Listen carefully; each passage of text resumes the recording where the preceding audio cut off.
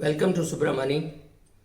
This a personal request is to share this as much as possible because I want a lot of senior citizens also to see this. One question which people ask me is, in view of falling interest rates, and it has fallen so much, how do you think we can create a stream of income which will take care of inflation and take care of our expenses for the next 10, 15, 20 years?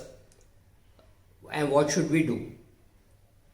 It's a good question, it's a fair question, and I agree that today the interest rates are very low compared to what you have seen in the past. But also, one number which I want you to monitor along with this is the inflation rate.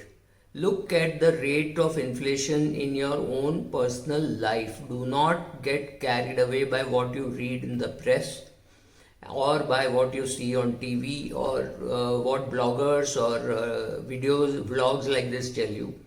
Go and measure your own inflation. If you write down your own inflation and if you see that your own inflation is only about 5.5% or 6%, you need to understand that you will get a yield slightly above that, which means about 7%, because the market is not really booming.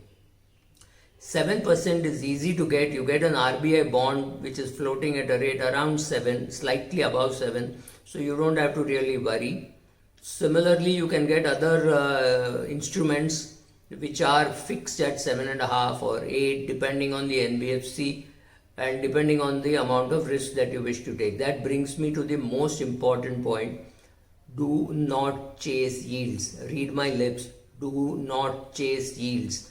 A bad market is a wrong time to be chasing yields. If you are going to look for an extra 1% or 2%, there will be many people offering it to you, but you have no capacity to get it back from them in case some things go wrong, right? So don't chase yields. Yes, you have to work harder, maybe earn more money, all that I agree, but chasing yields is not the way to go.